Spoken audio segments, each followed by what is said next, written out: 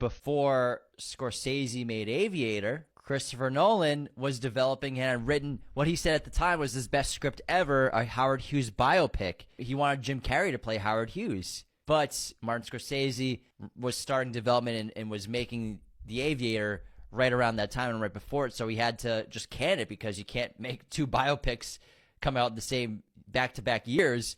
And so, according to him, in 2007, it's the best script he'd ever written. But that was, a long time ago. It's probably not as good as a script like he's done with Oppenheimer, or even Tenet's a great script. So I would have loved to see a Nolan version of Howard Hughes and then see what he would have done with, practical filmmaking with the plane sequences and everything like that.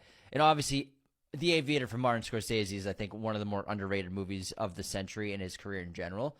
And I love that film. And Leonardo DiCaprio's fantastic as Howard Hughes, just one of his most overlooked performances, I think, in his entire career. That performance probably should have deserved an Oscar at the end of the day. But I think that it would be really interesting to see what Nolan would have come up with in an alternate reality, or just to at least check out his script. But then that's another example of a huge filmmaker doesn't get a script made, not because he can't get the budget here, but because someone else, a master, is directing one as well.